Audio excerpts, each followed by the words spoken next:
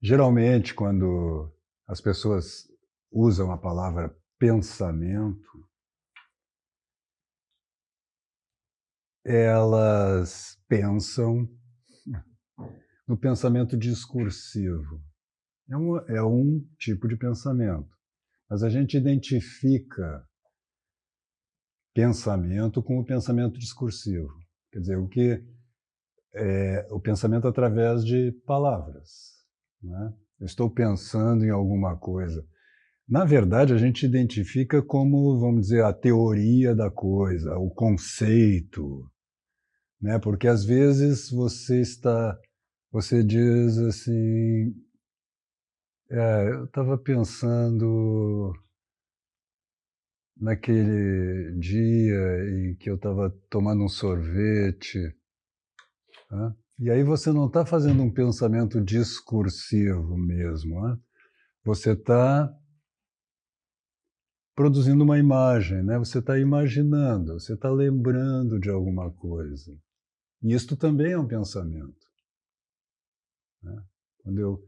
O Aristóteles, quando ele diz lá na obra dele que o homem pensa por imagens,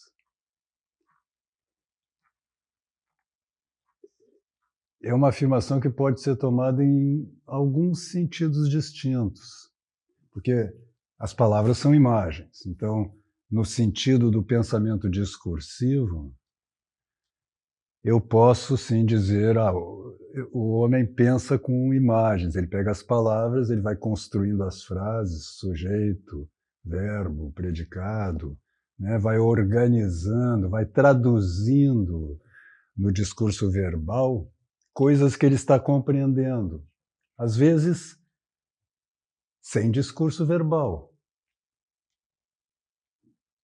né? E não precisa ser nada muito transcendente, não. Por exemplo, é, eu posso sentir aqui na minha garganta parece que tem um cisco, uma coisa que está me atrapalhando a voz aqui. Ó, eu estou traduzindo num discurso verbal uma sensação.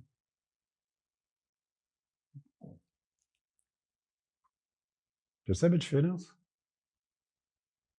Mas quando eu percebo aqui, acho que tem eu começo agora a fazer uma teoria já sobre a sensação, né? Eu acho que é um cisco, ou então, não, talvez seja, eu estou fumando demais. Aí você começa a fazer um discurso, verdade, isso aqui é um discurso, isso é pensamento discursivo. Às vezes até meio aleatório, né? Porque a gente vai pensando, mas sem o rigor lógico de uma demonstração, né, formal, né? Mas eu estou discursando. Né? Aliás, as pessoas discursam muito, né?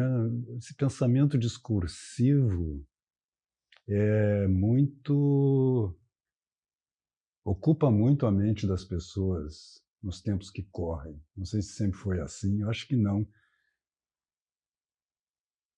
Por exemplo, quando aquele exemplo que nós usamos na outra aula, você vai atravessar uma rua. Bom, agora você não usa o pensamento discursivo, senão você estava ferrado, você estava morto. Mas se você não pensasse, você também estava ferrado, também estava morto, tá certo? Quando eu penso, eu vou atravessar a rua, né? Quer dizer, eu encontro, para nem pensar eu vou atravessar a rua, eu vejo alguém do outro lado da rua, um amigo, e diz, fulano, e atravesso a rua, tá certo? Ora, essa ação de atravessar a rua foi um pensamento. Ou a gente até pode dizer, ela se realiza como um pensamento, mas não é um pensamento discursivo. A gente poderia dizer, é um pensamento em ação.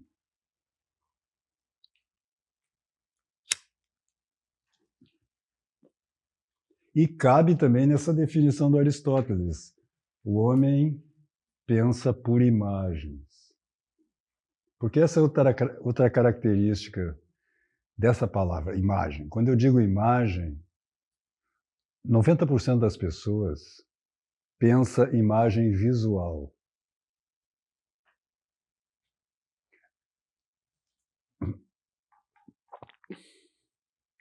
Mas imagem é tudo aquilo que passou pelos seus sentidos e está na sua memória.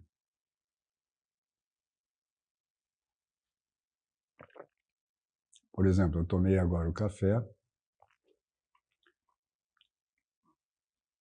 Agora o sabor já se desfez, quase. Mas eu tenho na minha memória o sabor do café. Você não tem a memória, na sua memória, o sabor das bebidas, de alguma, né? Você tem uma memória palativa, vamos dizer assim, né? Do paladar. Você tem uma memória olfativa. Você lembra como é sem o cheiro de alguma coisa. E isto não é uma palavra, é uma imagem. Mas é uma imagem olfativa, no caso.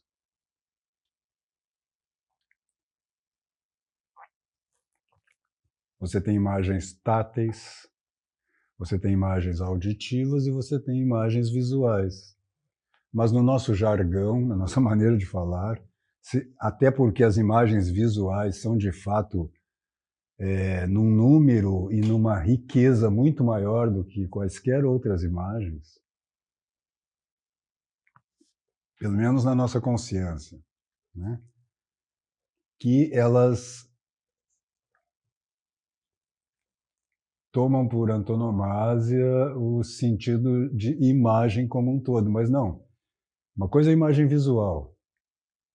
A imagem visual é uma espécie do gênero imagem.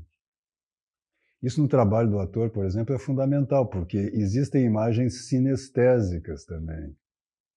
Kinesis é movimento em grego, né?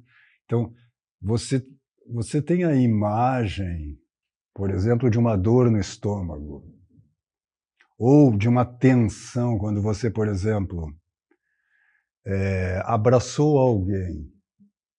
Você não tem a imagem só da pessoa que você abraçou, e nem do contato tátil da pessoa. Você tem a imagem também da estrutura das tensões musculares que compõem um abraço. Isso, então, em geral, eu dou aula para atores há quase 40 anos. A grande maioria das pessoas que estão tentando fazer teatro, que estão atuando, leva um tempo para começar a perceber que existem essas imagens, que eu chamo de sinestésicas, eu nem sei se é uma boa...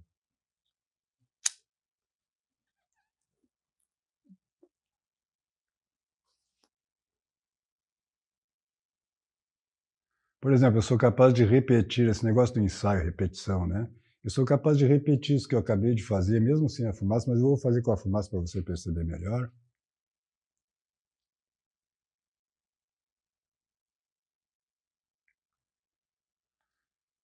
Eu só sou capaz de repetir isso porque eu tenho uma espécie de treinamento da memória sinestésica.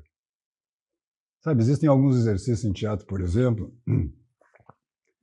é que você, digamos, você faz um gesto qualquer sem pensar. Isso é uma coisa que a gente usa em teatro. Você, olha, faz um gesto aí sem pensar. Não dá pra, no fundo, não dá para fazer um gesto sem pensar. Né? É que nem faz um gesto sem sentido, mas não dá para fazer um gesto sem sentido. Dá para fazer um gesto sem pensar conscientemente no sentido do gesto. Por exemplo, vou fazer isso aqui, por exemplo. Bom, isto aqui não foi planejado, tá entendendo? Eu fiz o que me veio na cabeça ou no corpo neste momento anterior, uma coisa mais ou menos aqui, né? Eu sou capaz de repetir razoavelmente, né? Mas não é disso que eu estava falando agora. Eu estava dizendo que eu não pensei no sentido disso. Mas não dá para fazer um gesto sem sentido. Eu não falo porque eu estou atento para isso aí. Eu não conseguiria dizer, entra aí e faz um gesto sem sentido. Eu digo, não dá para pedir isso para o cara, porque não é possível fazê-lo.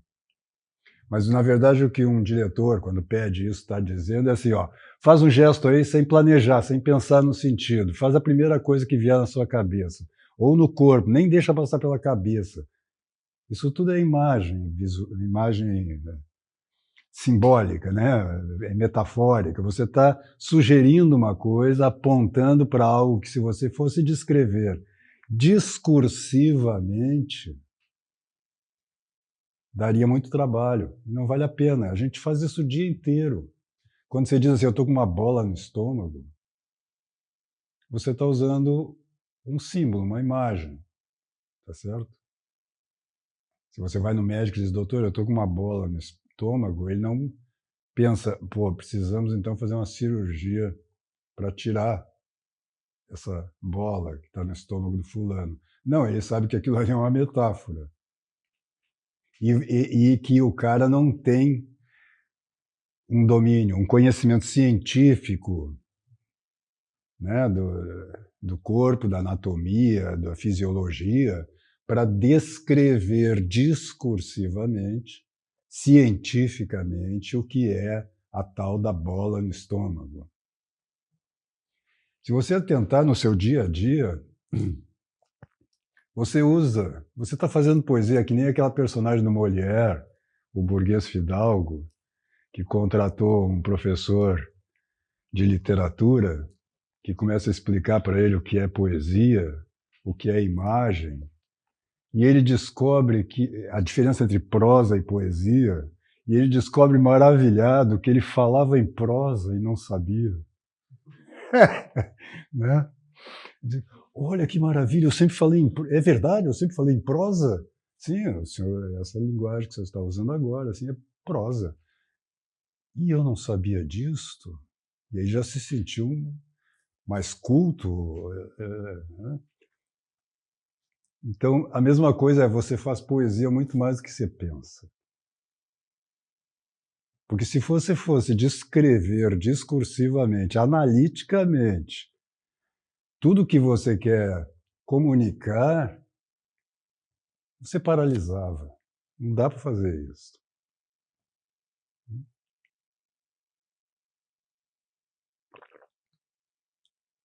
Você diz para alguém, você é um anjo. É poesia? Ou é um anjo mesmo? Você não vai responder, eu não sou um anjo, o anjo é imaterial, eu tenho corpo. Você vai fazer a teoria do anjo. Você não leu São Dionísio Areopagita. Não.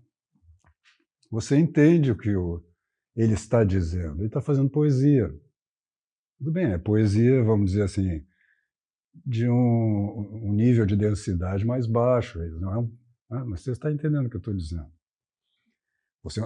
Essa coisa que as mães às vezes dizem, né?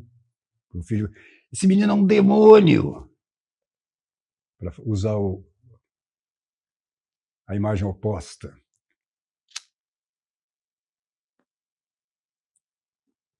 Ou você é uma flor. Né? Ou isso, hoje eu estou morto. Estou morto de cansado. É poesia. Não é discursivo isso aí. Você está usando uma imagem para traduzir uma sensação. Porque se você for descrever o cansaço, você precisa já ser um bom escritor, ou, né, alguém que domina bem a língua para usar as palavras, né, literalmente. A gente fala muito pouco literalmente. É por isso que as pessoas estão tão malucas hoje em dia. O fato de elas acharem, né, que estão mesmo traduzindo as coisas de uma forma objetiva já é metáfora, já é poesia. Claro que não é. Você está falando, você acha que está dizendo uma coisa, mas você está dizendo outra, né? Mas o que eu queria chamar a atenção mais do que isso é que não dá para separar, né? É um assunto complexo aqui. É que isto que eu acabei de fazer, por exemplo, é que Vou fazer de novo ainda, aquilo que eu dizia, né? Que eu nem mostrei, né? Existe o exercício que é isso mesmo, você faz um gesto sem planejar, por exemplo. Agora você neutraliza e agora você repete. Neutraliza e repete até arrumando um pouquinho o primeiro. Ou seja, você está treinando a sua memória sinestésica.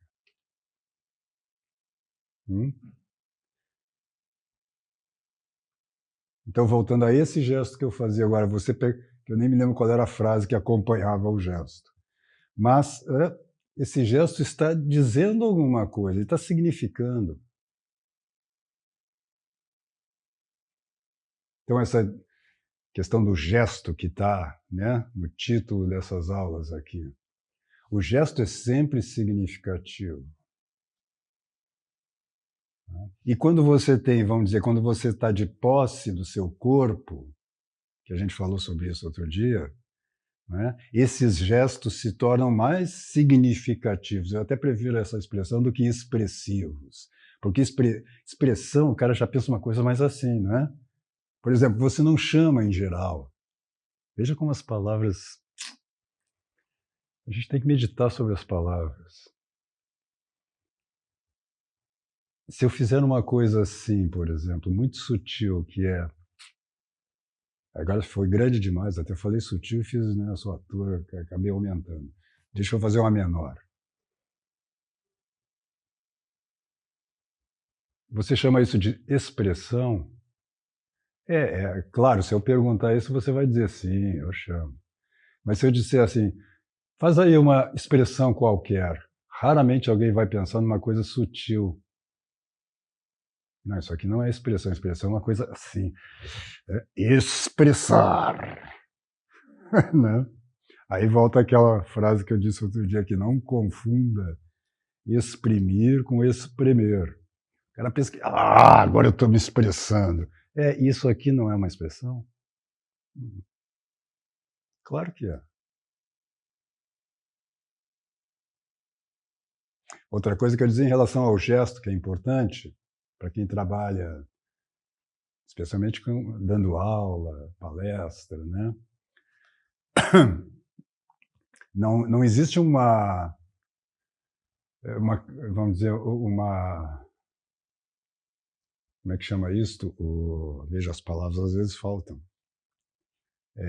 Não existe um depósito de gestos que você fica sacando, né? Como às vezes as pessoas pensam, né? E até ensinam. Aula de oratória, né? Que você deve fazer gestos assim, assado, cozido. Não, os gestos, eles são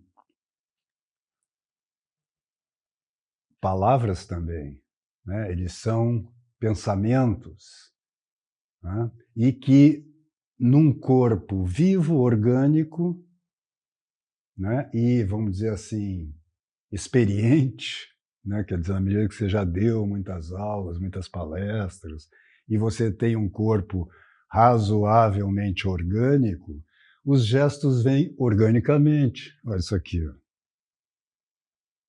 Né? Veio o quê? Eu não pensei nisso aqui. Não pensei discursivamente ou mentalmente, também a gente pode dizer. Não, eu pensei com o corpo. O corpo pensa. Talvez até fosse melhor a gente usar isso do que o negócio do Pierre Weil lá, o corpo fala. Né? Ele fala porque pensa. Ou seja, todo gesto corporal é um pensamento. E pode ser lido, portanto. Então, se alguém está conversando com você já notou isso, por exemplo? Alguém está falando com você e aí põe o olho assim no seu abdômen e volta a falar com você. Daqui a pouco põe o olho de novo ali. E aí continua, não, porque você viu, né? Outro dia eu passei ali na... E aí e aquele olho fica lá. Você diz, o que esse cara está querendo aqui? Você começa a se perguntar, o que está acontecendo?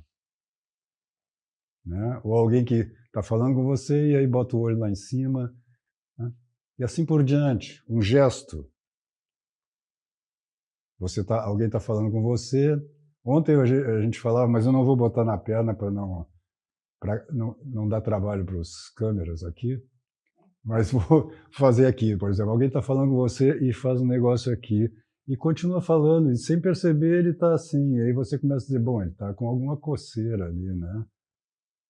E às vezes a pessoa nem está pensando nisso, pensando mentalmente. Mas isso aqui é um pensamento, Carlos, no sentido mais amplo da palavra. Né? Quando eu faço isso aqui, pego o isqueiro aqui, né? Eu não pensei? Claro que eu pensei.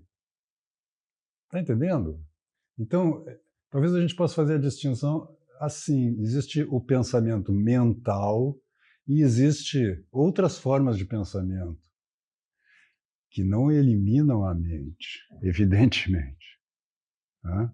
Mas que não são puramente, talvez melhor ainda dizer assim, puramente mental.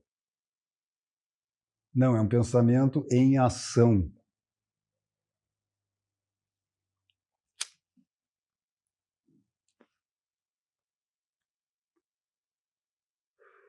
Cada coisa que eu faço, você não atribui um sentido, você capta um sentido nela.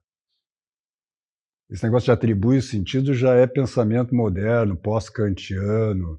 Assim, tudo está na nossa subjetividade, a gente interpreta o mundo. Essas coisas que a gente ouve hoje em dia, a gente lê no Facebook. Né?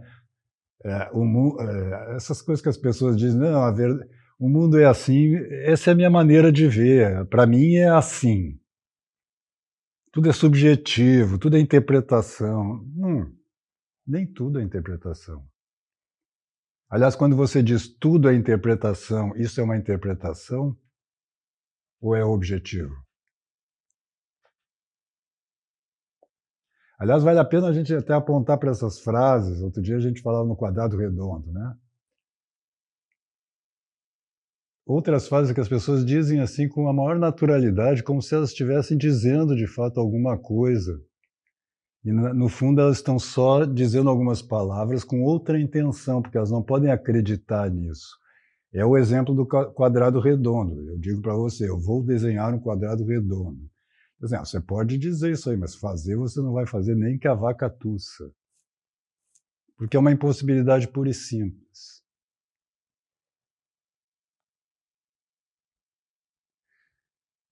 É a tal da a verdade não existe. Né? Que imediatamente a gente pensa, mas isso é verdade? Você está pretendendo dizer que alguma coisa que é verdadeira, que a verdade não existe? Essa frase é que não existe. Essa frase é outro conjunto de palavras que não corresponde a realidade nenhuma. A verdade não existe.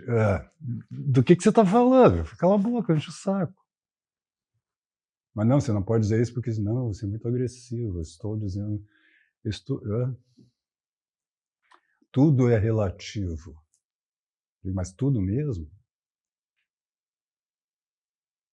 Você está usando um absoluto na própria frase, meu filho. Você está pretendendo que tudo é relativo. Então isso aí não é relativo. Tem uma frase do Milor Fernandes, vocês não têm idade, eu acho, para isso, mas tinha uma época, olha como o Brasil mudou.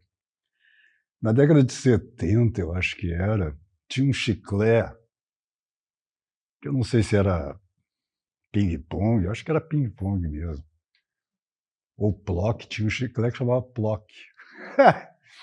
Mas tinha um chiclete que você abria, né, e sempre tinha o invólucro ali, né, por dentro, um papelzinho, que às vezes teve uma época que eram umas coisas de umas tatuagens, né, que você colar. E tinha uma época que eram frases do Milor Fernandes.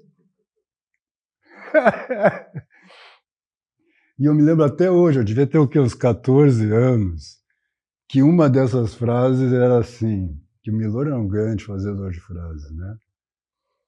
Ele dizia, se toda regra tem exceção, isto aí também é uma regra. Então deve existir andando por aí uma regra que não tenha exceção. Né? É a mesma coisa, tudo é relativo, mas tudo mesmo? Não, essa frase não é. Bom, se essa frase não é, pode ser que existam outras coisas que também não sejam. Então, ó, essa frase quer dizer outra coisa. Essa frase, por exemplo, quando você diz assim, tudo é relativo, quer dizer assim, olha, eu quero pensar assim e não me enche meu saco, não tenta me mostrar que não é assim, porque eu acho que é assim e acabou, e eu não quero saber. Só que a pessoa não pode dizer isso, tá entendendo? Porque ela vai reconhecer, né, que talvez o que você disse esteja apontando para alguma realidade que ela não quer reconhecer. É muito simples. Então você está cobrindo algo que, no caso, em geral, você. Não, esse pessoal aí já nem sabe mais. Ele acha mesmo que tudo é relativo. Ele acha que a verdade não existe. Eu nem vou entrar nesse negócio da verdade, porque isso aí daria uma aula inteira, pelo menos, né? Mas é importante hoje em dia, porque assim, quando o cara diz a verdade não existe, ele está dizendo assim, você não pode captar a verdade absoluta do universo. Eu digo, mas é claro que não, ninguém pode captar isso aí. Mas, por exemplo, não é verdade que você acabou de dizer essa frase, a verdade não existe, e que você agora está me ouvindo, não é verdade?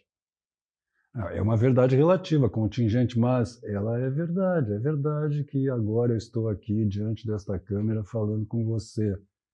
E que você, não agora, porque eu estou gravando, você está me ouvindo no momento em que eu não estou mais aqui diante da câmera falando com você. Isso é verdade. Contingente. Eu poderia ter tido uma síncope hoje à tarde, não ter morrido, e aí eu não estaria aqui, mas agora vai ser verdade, mesmo que o mundo acabe, vai ser verdade que um dia o Malé, lá no Rio de Janeiro, num estúdio, na Barra, estava diante de uma câmera falando. Então, no fundo, isso aí tudo, ó, quando alguém diz para você a verdade não existe, é porque ele está de treta. Ele está querendo alguma outra coisa. O que? Aí depende de cada situação, né? Às vezes, é que nem aquela piada do Groucho Marx, num filme em que ele vira para uma mulher e diz, você é linda. E ela diz, é verdade. Ele diz, não, não é, mas se eu não disser isso, eu não tenho chance nenhuma.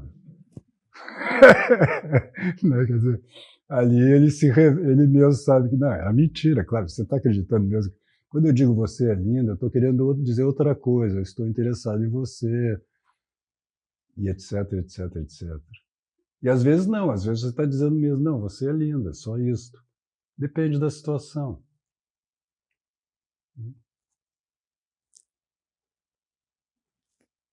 Assim os gestos também, assim aquilo que a gente já falou algumas vezes aqui.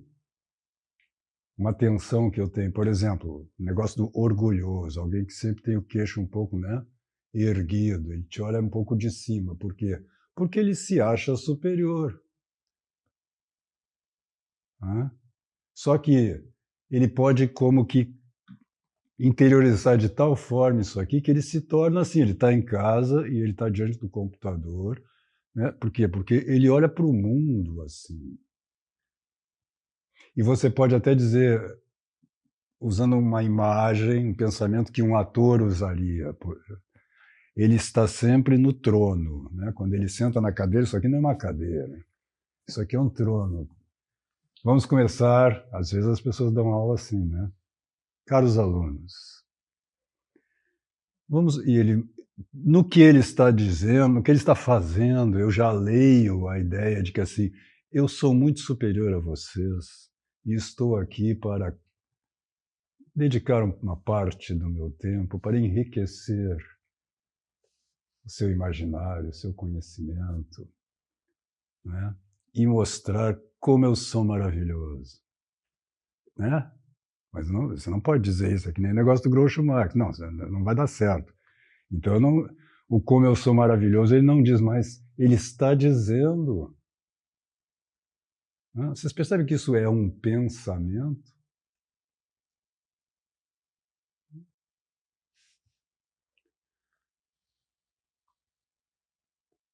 Ou alguém, ao contrário, que se sente inferior, diz, gente, eu vim aqui para dar uma aula, uma aulinha, sobre um negócio que eu andei pensando, mas eu estudei bastante isso. E talvez ele tenha uma coisa muito interessante para dizer mesmo. Só que esse outro pensamento, que é um pensamento que não é mental, vamos dizer, puramente mental, discursivo, mas que ele está tendo, está interferindo, está atrapalhando na comunicação, porque ele está dizendo outra coisa que não tem nada a ver com o assunto. Assim como o orgulhoso. Eu estou falando aqui, por exemplo, de ação, causa final, causa formal. O que é que tem a ver os meus sentimentos, seja de inferioridade, seja de superioridade com o assunto? Não tem nada a ver. E, portanto, se eles entram, eles estão atrapalhando. Agora, o meu, vamos dizer, como sou ator, o meu domínio. Domínio é uma palavra perigosa, as pessoas confundem domínio com controle. Dominar uma coisa não é controlar a coisa. Porque controlar já é mental, você fica ali, não, tem que controlar tudo. Eu tenho que controlar meus gestos, puta, vai dar tudo errado. Você pensa que eu penso mentalmente, controlo algum gesto que eu faço aqui enquanto estou falando com você? Não, e agora você está pensando nisso porque eu estou falando sobre isso. Mas se não, você não pensa. Por quê? Porque eu não estou pensando. Isso é uma coisa fundamental. E em teatro, no tempo em que existia teatro, as pessoas sabiam disso. O que eu estou pensando aqui é o que o público está pensando lá. Na verdade, o que eu estou fazendo em cena são pensamentos aqui em ação, gestos, que traduzem. Eu costumo dizer assim para os meus atores, alunos, quando estou dirigindo, né, atores, em cena, se você está interessado no jogo cênico, eles estão interessados, eles, plateia. Se você não está interessado no jogo cênico, eles não estão interessados. E, o que é mais importante para nós, se você fingir que está interessado, eles fingem que estão interessados. Isso aí deve iluminar muitos espetáculos teatrais que você já viu. Em que você assiste aquilo lá, e você tem até a impressão que está legal, porque tem uma luz legal, você fica lá, aí termina, você aplaude, diz assim, foi legal, foi legal, teatro é legal. E você nunca mais volta. Por quê? Porque aquilo, na verdade, é uma porcaria. Aquilo lá ó, aconteceu. Como diz o Corsão, é que nem uma gripe. Assim, você pega, sofre e passa. Você não deixa nada, não deixa rastro. Agora, lembre-se de alguma peça ou de algum filme que você viu e que, de fato, te tocou no coração. Mostrou um negócio que diz, porra. Você vai lembrar disso no resto da sua vida.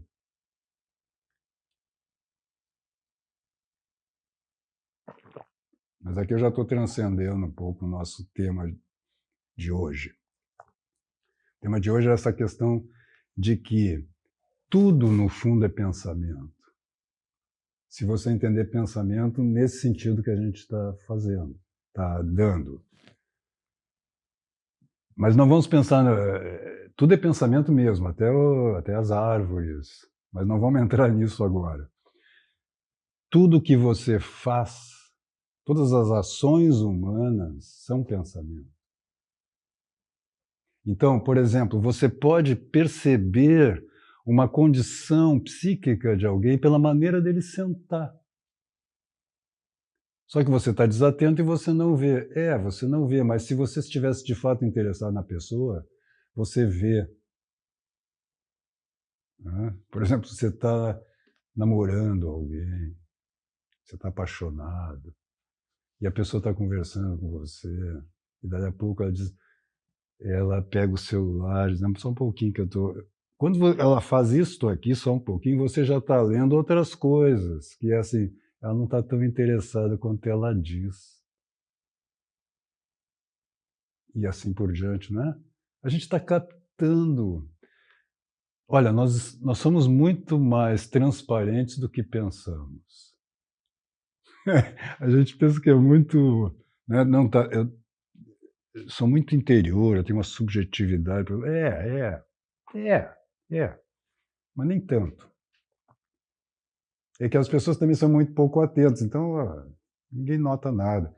Mas isso eu não estou chamando, não estou dizendo para você agora ficar observando as pessoas e lendo analiticamente. Eu não estou falando de análise. Eu estou falando de inteligência, de intuição. Você olha e vê. A inteligência é assim. A inteligência é intus legere, né? Essas etimologias medievais, né? Ler dentro. Ou seja, você olha e vê. Não é que você fica analisando, você fica esses chatos que começam, eu estudei lá o livro do Pierre Weil, e aí fica, o cara... Você vai virar um chato, ninguém vai querer a sua companhia. Você só está atento, vivo e, portanto, pensando, mas não só pensando discursivamente, não. Pensando na sua plenitude, discursivamente, intuitivamente, imageticamente, poeticamente, prosaicamente. Colocar o cinzeiro de volta aqui não é um pensamento? Claro que é. Se você me perguntar por que você botou o cinzeiro de volta, eu posso te explicar. Porque eu não queria ficar com ele na mão e a mesa é o lugar mais apropriado. Por exemplo, eu não vou jogar o isqueiro na cabeça do câmera que está ali, né? Porque ele ia perguntar, mas por que você jogou? Não, porque eu não tinha onde botar, eu resolvi jogar na sua cabeça. Ele não acreditaria nessa história. Porque é incoerente.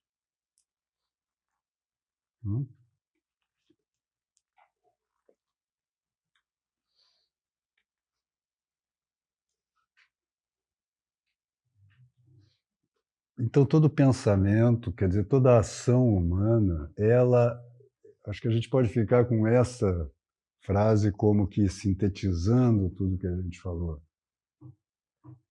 A ação humana, ela faz sentido.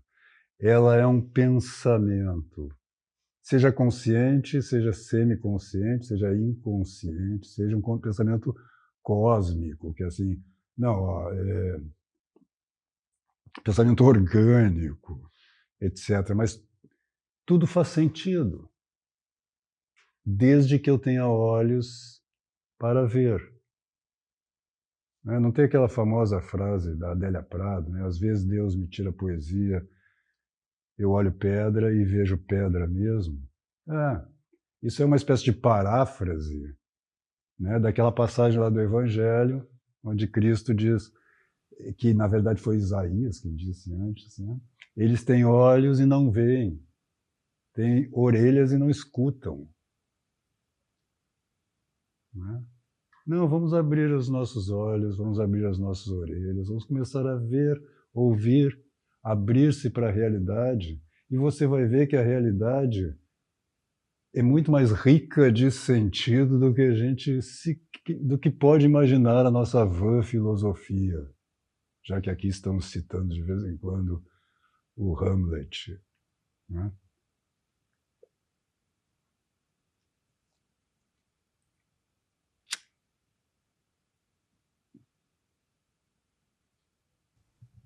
Professor, eu queria fazer uma pergunta sobre o teatro, especificamente, e uma certa função do teatro numa pedagogia específica. Mas antes de fazer a pergunta, eu queria só fazer uma introdução para a gente ajustar aqui o motivo pelo qual essa pergunta me ocorreu. Ok. Tá?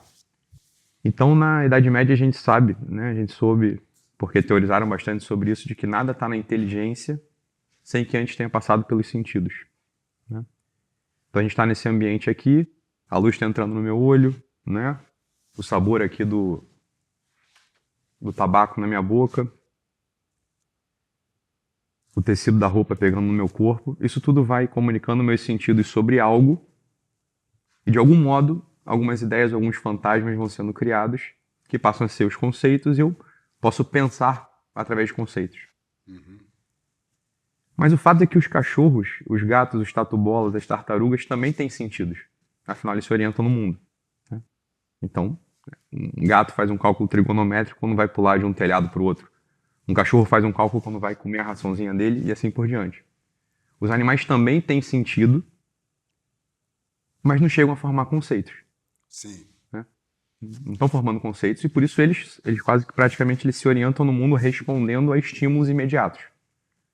A gente não vê uma vaca criando um conceito sobre o sentido da vida, sobre o propósito, sobre nada disso, né? Nem conceitos mais simples, né? Como, por exemplo, a tristeza, né? Que seria um conceito mais imediato. A gente vê uma vaca com dor e ela para, né? Mas ela não vai deixando de ser vaca porque entristece ou porque deprime e assim por diante. Então, dois teóricos eles aparecem no século XX, mais ou menos coetâneos, falando, eu acho que de uma coisa que era daí que vem a minha ideia da pergunta sobre o teatro, falando mais ou menos a mesma coisa, mas por ângulos diferentes. O Xavier Zubiri, né, o filósofo espanhol, ele inaugura pra gente um conceito de inteligência senciente. Parece uma baita de uma chave para responder esse problema. Quer dizer, por que que o homem, né, que é um bicho material, ele chega a formar conceitos, né, e as vacas, que também são bichos materiais, não formam conceitos? Então, Xavier Zubiri parece que mata essa charada quando ele fala o seguinte, olha, é que no homem, sentir já é inteligir. Né? Esse é o conceito de inteligência senciente, ou seja, na própria substância material, existe uma entrega para a faculdade de inteligência, que é uma faculdade imaterial, de algo já imaterial, ou seja, tem de haver algo absolutamente distinto na sensibilidade humana e na sensibilidade animal para que o homem chegue a poder formar conceitos e os animais não formem conceitos. E o Zubiri fala, olha, isso tem que estar na sensibilidade. Né? Por outro lado, o teórico francês, né, o jesuíta, o Marcel Jousse, no Antropologia do Ato, ele fala o seguinte, olha, é que parece que o grande pecado da nossa civilização escrita é que nada que não esteja na escrita seja valorizado. Ou seja, a gente só valoriza aquilo que pode ser escrito, aquilo que pode ser discursivo. Então, na Antropologia do Gesto, ele fala o seguinte, ele fala que, olha, é que o gesto é uma grande dádiva. O gesto, ele comunica algo, parece comunicar algo de forma inteligente, né? O gesto fala. Sim, sim. Isso tem várias implicações. Ontem mesmo a gente estava discutindo sobre a implicação disso na liturgia, por exemplo, né? Quer dizer, existe uma possibilidade da gente fazer oração ou ter uma liturgia, sei lá, pensada. E talvez esteja faltando uma grande dimensão que seja a dimensão do gesto, né? Um ato gestual, por assim dizer. E daí vem a pergunta, por isso que eu quero fazer a pergunta, né? O fato é que o ator, posso estar romantizando, e por isso que eu quero ouvir do senhor isso, né? O ator, ele gestualiza de um modo, muitas das vezes, diferente do que eu gestualizo. Por exemplo, aqui eu estou perguntando para o senhor de modo, eu estou gestualizando, acho que espontaneamente, mas obviamente inteligentemente, porque, olha, Claro. se a minha sensibilidade, ela tem inteligência, ou ela é inteligência de algum modo, como o Zubiri aponta, o que eu estou fazendo com as minhas mãos, com meus lábios, com a minha respiração, né, com a mão que apoia aqui o tabaco, a minha perna cruzada, meus olhos, né, que às vezes batem aqui, batem ali, isso de algum modo é fala também, né? Claro. É uma fala inteligente. Mas como eu disse, eu estou fazendo isso de um modo inteligente direto, parece. No ator, me parece que se sobrepõem inteligências no ato dele quando ele está em cena ou não. Mas a pergunta é a seguinte, se isso é verdade, ou mesmo que não seja, o exercício do ator, ou atuar, ou ter esse exercício profissional do gesto, vamos colocar assim, isso pode, de que modo, aumentar a inteligência do homem no sentido dele alcançar sua causa final, ou seja, a salvação. Porque, ora, se tudo que é, né, como o senhor estava explicando, né, pegando o conceito das 4 causas, se tudo que é material, e meu gesto é material, né, se tudo que é tem uma causa material, uma causa eficiente, uma causa final e uma causa formal, os meus gestos têm uma causa final também. Que podem se aproximar da finalidade própria para a qual eu tenho um corpo e podem se afastar dessa finalidade mesmo pelo qual eu tenho um corpo. Acrescentando só mais um elemento para a discussão. O fato é que o verbo, ele se encarnou. Né? E a expiação, quer dizer, quando ele é sacrificado na cruz, é um corpo ali que padece também. E isso não pode ser sem sentido. Sim. Aquilo que ocorre no corpo do Cristo tem um sentido também. Uhum. Não é que a alma do Cristo, sei lá, só, né? O alma, o espírito que coloque é válida, ou é santa, ou é, sei lá, né? Ou é cheia de sentido salvífico. Não, o corpo dele também parece que é cheio de sentido salvífico. Se assim não fosse, não teria encarnado. Uhum. Né? Então, se a gente consegue fazer uma correlação entre, sei lá, a perfeição do gesto do Cristo, o meu gesto humano, inteligente, mas procurando um sentido que não é profissional, por assim dizer, colocando várias aspas aqui nesse profissional, acho que a gente se entende, e uma certa atividade humana, que é a atuação, né, que parece que oferece ou não, aqui que está a pergunta, né, parece que oferece ou não um quê de maior perfeição para o gesto. Que é claro, ele se aplica quando o sujeito está em cena, está no palco, mas se a gente não pode extrair daí uma ferramenta para que o homem que não é um ator, mas para que o homem que está vivendo aqui no nosso mundo, ele consiga uma maior perfeição ou consiga fazer com que os seus gestos, né, se aproximem mais da sua causa final. Acho que sim. Se você pensar,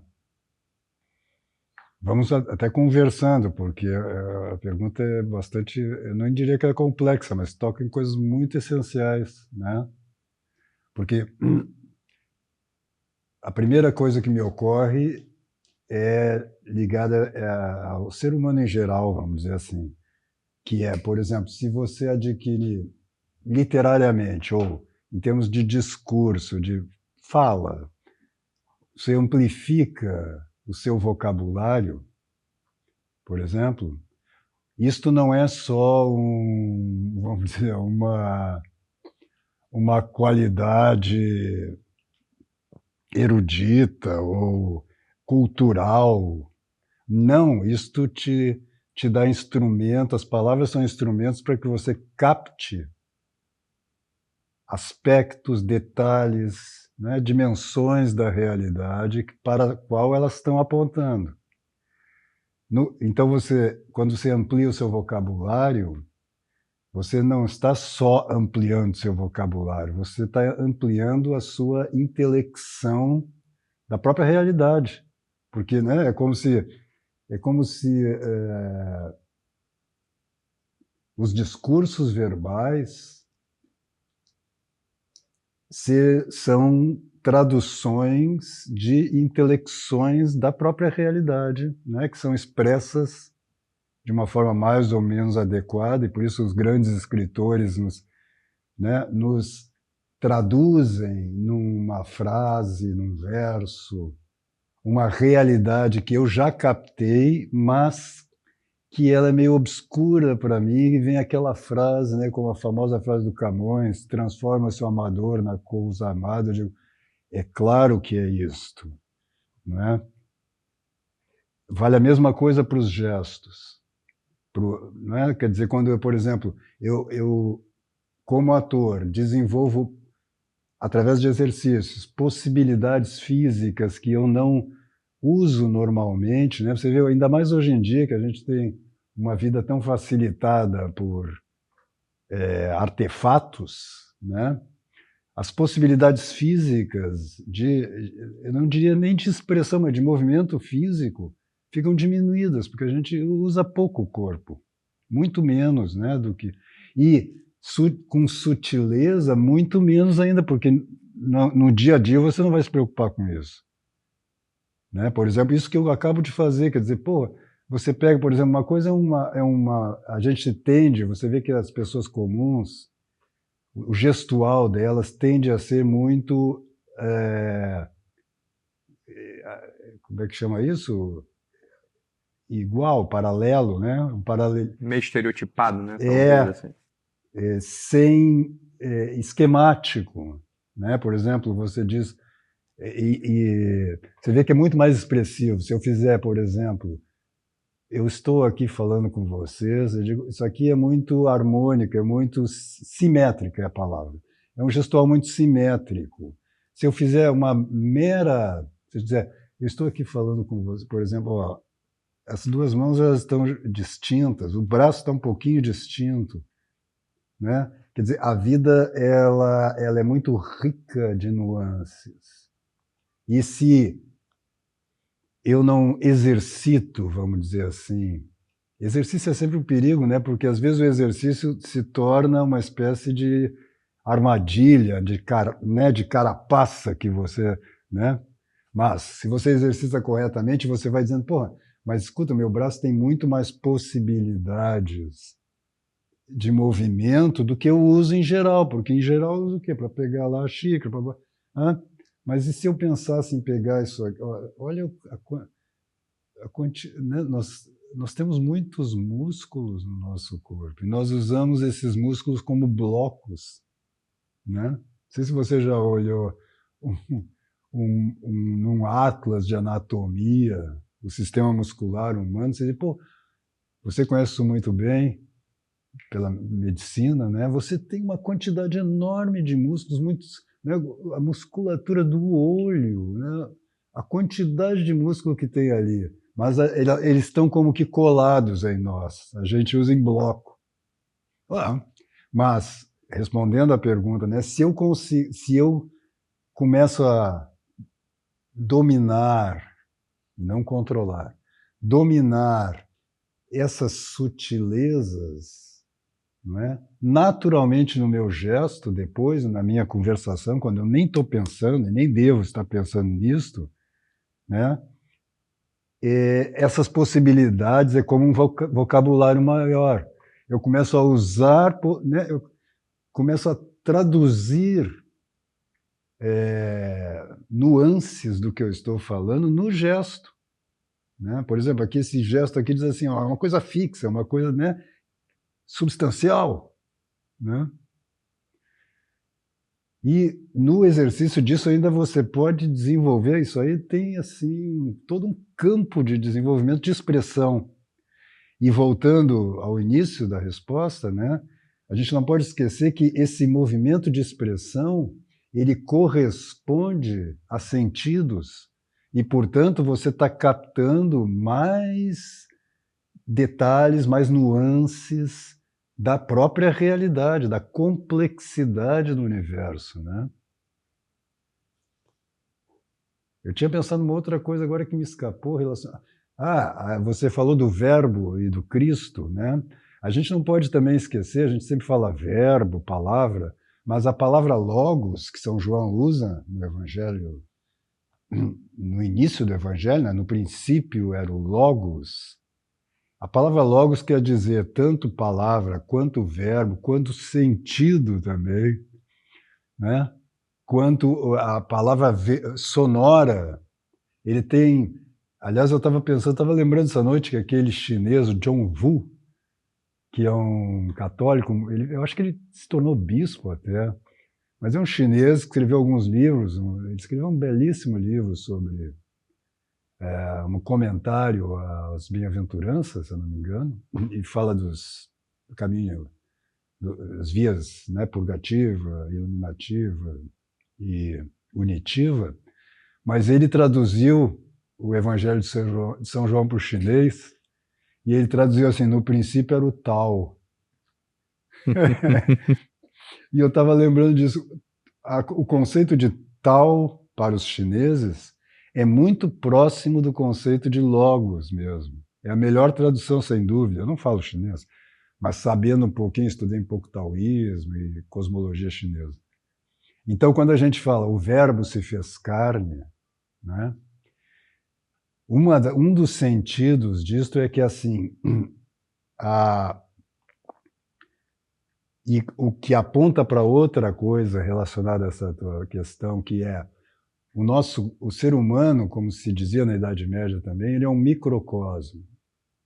Ou seja, um corpo humano, ele é, por analogia, ele tem todas as dimensões e todos os aspectos do universo, inclusive dos anjos, né? Como a gente falava outro dia dos anjos, pela nossa inteligência, que é imaterial, né?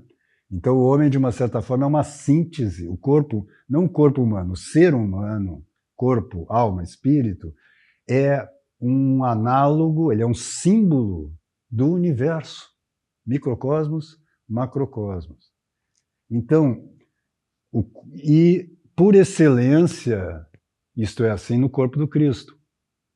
ou na pessoa, né, não na pessoa, né, na pessoa humana, no homem Jesus Cristo.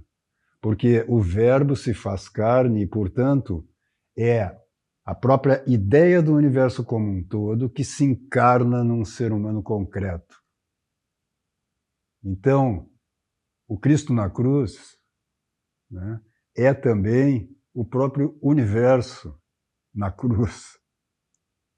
Né? E por isso ele tem a redenção, né? Quer dizer, este acontecimento tem uma dimensão universal.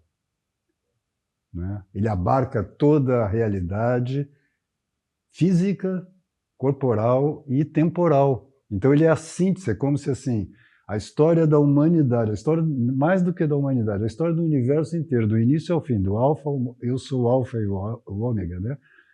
Está sintetizado naquele, não só no corpo, mas naquela pessoa encarnada na cruz. E a própria cruz é um símbolo do universo, né? Você tem o eixo e você tem o plano horizontal, né? Quando você faz, quem conhece um pouco de astrologia sabe que você traça, o mapa astral é uma cruz, né? Que representa o quê? O eixo zênite e o fundo do céu, né? É o eixo vertical. E o eixo horizontal é o horizonte, que na verdade ali são as duas direções, né? Os 4 pontos cardeais. Então você tem o nível horizontal, que é a Terra, e você tem o nível vertical, que é o eixo cósmico, vamos dizer assim, né? Então, é muito impressionante isso, porque um símbolo tão, né, que é tão banal para nós, a gente vê tantas cruzes, né, pelo menos na nossa cultura aqui, pelo menos nominalmente ainda é católica, e não percebe a profundidade daquele símbolo ali. Seja como isso que você aponta, que é, né, a redenção, quer dizer, o Verbo se faz carne para ser crucificado e ressuscitar, né? E, ao mesmo tempo, a nossa própria realidade, porque se você pensar, a gente já fez, né, já apontou aqui alguns exercícios onde, né, você fica em pé. Quando você fica em pé, quando o ser humano está em pé, ele está, o corpo dele está no eixo vertical, né? E ele está olhando para frente, ele tem uma costas e direita e esquerda. Então você está sempre, o teu centro também é um centro de uma cruz, né? Eu não sei se isso responde. Eu acho que a grande contribuição do Zubiri e do Júcio parece que é colocar a inteligência não no topo da cruz, Mas no centro. no centro. É. Acho que essa é uma grande Sim, contribuição mesmo. Quer dizer, sim. pegando o universo, cosmologicamente falando, né? Os anjos no topo superior, né? Os demônios no topo, no fundo, os animais, os vegetais, os minerais no horizonte. Uhum. Né? O ser humano não é esse sujeito que está no topo, nem esse sujeito que está no fundo, nem esse sujeito que está num lado, nem no outro. O ser humano é esse sujeito que está no centro. Sim. Né? Mas, de fato, na gente, por um lado, sem conceitualizar, olhando, né, a nossa realidade, por um lado a gente tem os conceitos, né, as ideias, por assim dizer, um acesso à forma, que aí sim parece que está no eixo vertical. Uhum. E no eixo horizontal, nossa matéria, que pra gente é gesto. Né? Sim. Pra gente é gesto. Então parece que é necessário mesmo que a inteligência esteja no meio disso tudo. Né? A inteligência ela está no centro disso tudo, portanto ela perpassa ali o nosso gestual, ou seja, o nosso corpo, e isso que a gente chama de inteligência, mas que não é propriamente inteligência, mas esse universo de conceitos, esse universo, por assim dizer, Sim. não abstrato, mas formal. Sim. E aí que está o ponto. Quando a gente, sei lá, a gente ouve muito falar que para aumentar o nosso imaginário, a gente deve então ler livros, estudar literatura, estudar poesia. E é fato, é verdade. Mas é só uma parte do imaginário. Sim. Tem um outro imaginário que passa pelo corpo, passa pelo gesto, passa pela nossa instalação material no mundo. E aí que eu acho que é uma outra coisa que eu queria conversar, que é a seguinte, olha, não é porque a gente vai estudar teatro, não é porque a gente vai submeter a certos exercícios de teatro, né, enfim, de atuação, etc., que a gente vai passar a agir mecanicamente ou de modo calculado. Isso seria equivalente a dizer que, pelo fato de eu estudar literatura e ter lido muita poesia, eu vou começar a falar assim, então, sei lá, oh, rejubila-se de glória e êxtase, minha alma, pela aventura de encontrar-te. Eu falo assim, Sim, pô, Malê, que legal estar contigo. É isso que eu falo, sim, não é? sim. Outro dia, bem, tem uns anos já, eu vi uma sketch de humor que era fantástica, era mais ou menos isso. Era um sujeito que chegava, olhava no horizonte, começava a declamar. E você não entendia muito o que ele estava fazendo ali. Eu não reconheço esse poema, não sei muito o que ele tá falando. Aí chegava um outro sujeito por trás dele e ia completando a declamação. Lá para as tantas você entendia que estavam declamando uma poesia sobre algo banal e trivial. E como era uma esquete de humor, chega um terceiro sujeito com um terno meio vestido de palhaço, né, com um gorro de Papai Noel, fala, opa, não vais colocar isto aqui pra... Era uma esquete, era portuguesa. No fundo eram dois caras discutindo se tinha que colocar ou não uma janela pro vento do mar não entrar na sala dele. Então, é isso, olha. Ninguém fala assim, né? Sim. Mas a gente estuda literatura, a gente estuda poesia, a gente lê. Isso, de fato, amplia nossas possibilidades da formação de conceitos, da formação do mundo imaginário.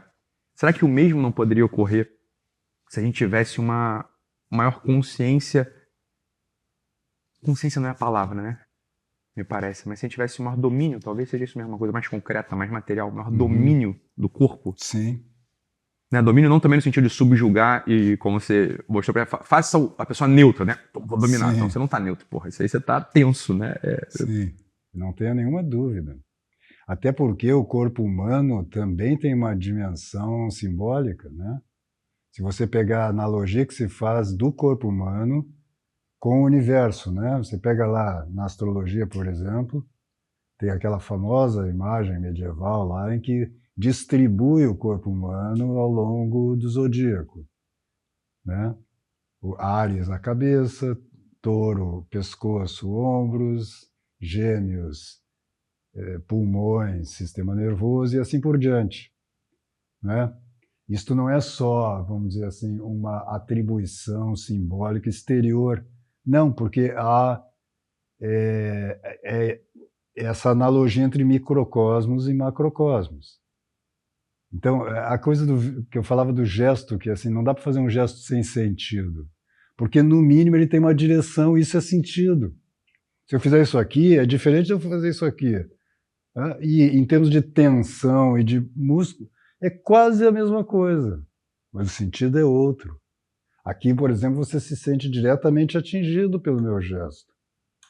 Se eu fizer isso aqui, não, você percebe que eu estou me relacionando com aquilo que está em cima.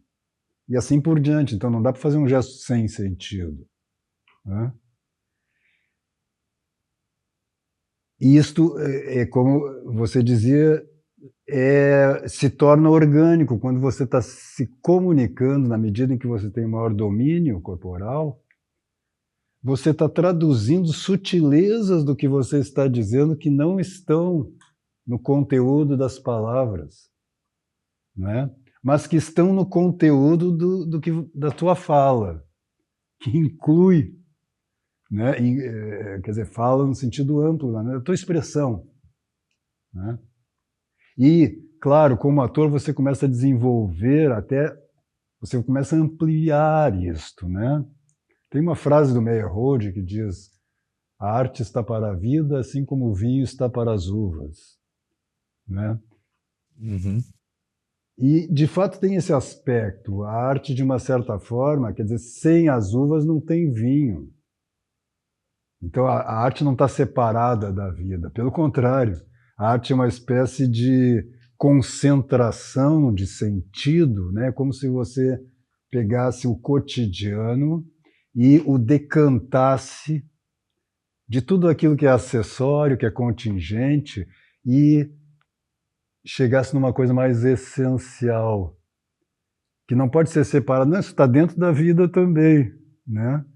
Mas é uma espécie de intensificação simbólica, poética da vida, que nos ajuda a ver no cotidiano aquilo que nos escapa pela nossa desatenção, às vezes pelo cansaço, por uma condição corpórea mesmo, se fez carne, né? Então a carne às vezes é um pouco, ela precisa dormir, ela se cansa, etc, né?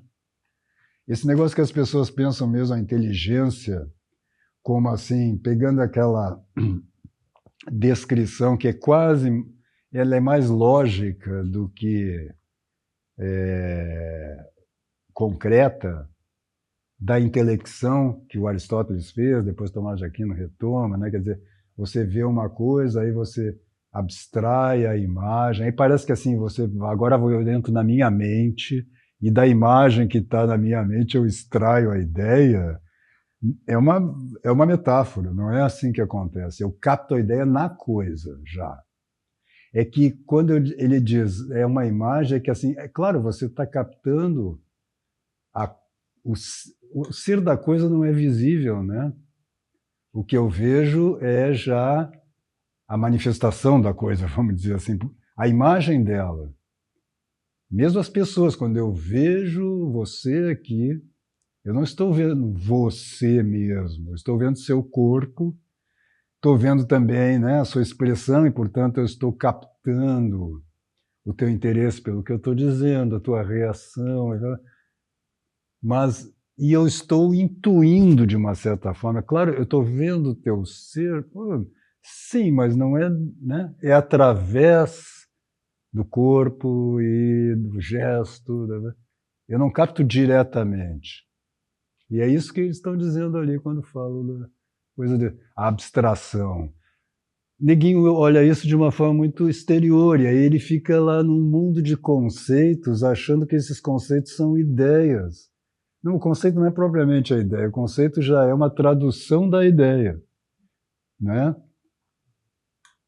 Eu acho que isso é de muita importância para as pessoas meditarem. Você tem que meditar vários dias, vários meses, vários anos, até você começar a perceber o que o São Tomás chamava de forma inteligível, né? De que assim, eu olho e capto a forma, e é isso que a vaca, o porco, a preá não tem. Eles não captam a forma inteligível. Ele sabe o que é grama, a vaca sabe o que é grama, tanto que ela não erra. Ela sempre come grama. E se você botar uma grama plástica, ela talvez se engane, mas quando ela botar a boca ali, ela não vai comer. Né? Então ela sabe o que é grama, mas ela não capta a ideia da grama. Né? Então, a Santa Teresa dizia num outro contexto, né? Mas enfim, há saber e saber. Um é o saber da vaca, outro é o nosso saber. Né? E quando você conecta esse nosso saber na teoria, você é um tomista lá, ou um aristotélico, e você começa a achar que esse saber é um mundo de ideias abstratas sobre as quais o seu pensamento, você está desconectado da realidade. Porque a realidade, como a gente viu na aula ali sobre o pensamento, a realidade toda é pensamento. E o nosso privilégio, como seres humanos, né, essa inteligência que está no nosso coração, é esse centro da cruz. Né? Você vê que o centro da cruz lá no Cristo também está no coração. Né? Muitos crucifixos têm mesmo isso. Né? Tá praticamente, aliás, o centro do nosso corpo. Você falava sobre o negócio do gesto, que é mais horizontal, né? E isso se dá no corpo. Né? Você vê que todo o nosso gestual é o quê? Baseado nisso aqui, ó. Claro, mais para cima, mais para baixo, né? Mas é basicamente horizontal. Né? Muitas vezes, quando você se abre para alguém, né? Você desenhou uma cruz.